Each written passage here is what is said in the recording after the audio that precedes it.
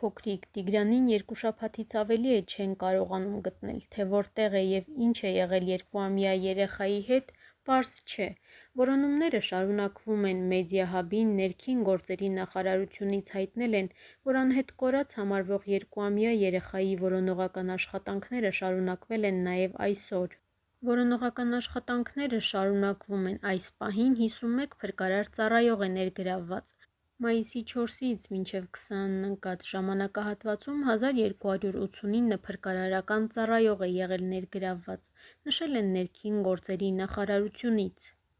Կառույցից հայտնել են, որ որոնողական աշխատանքներում օգտագործվում են դրոններ, ջրասուզակներն օրվա ընթացքում մի քանի անգամ սուզվում են փրկարար ծառայողները գետի երկայնքով և հարակից տարածքներում որոնողական աշխատանքներ են իրականացնում։ Փրկարար ծառայությունը նաև ջրամբարում հատուկ տեխնիկայի միջոցով է նկարում ջրամբարի հատակը և այլն։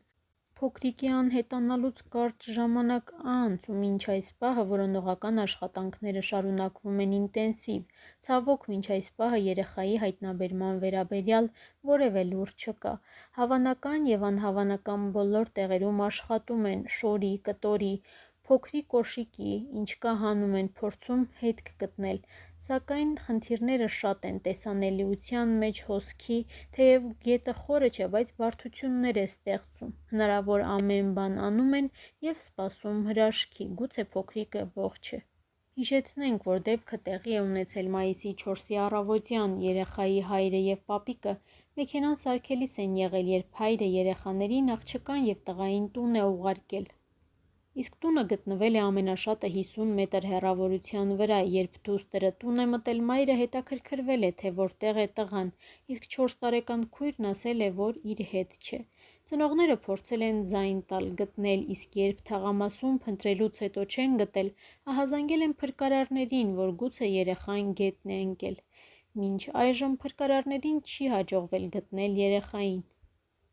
Իրականացվող ինտենսիվ աշխատանքներին զուգահեռ երեխային չհայտնաբերելու փաստը ավելի է առաջ քաշում այն վարկածը, որ երեխային հավանական է առևանգել են։ Լրատվամիջոցների հետ զրույցում Մարմարիկում անհետ կորած 2 տարեկան Տիգրանի հայրը ևս առավել հավանական է համարում այդ տարբերակը, որ երեխային գողացել են, քան թե գետն է քշել տարել։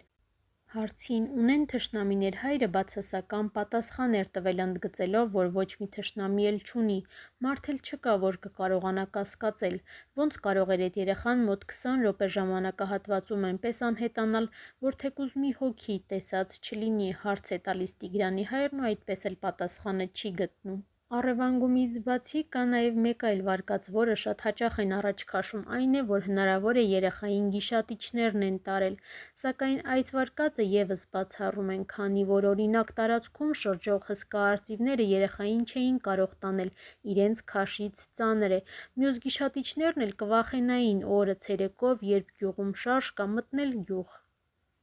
Հավելենք, որ քննչական կոմիտեն 2 տարեկան երեխայի անհետացման փաստի առնչությամբ նախաձեռնել է քրեական վարույթ։ Քրեական օրենսգրքի 155-րդ հոդվածի առաջին մասի հատկանիշներով, այն է սպանությունը ապօրինաբար մեկ ուրիշին կյանքից զրկելը։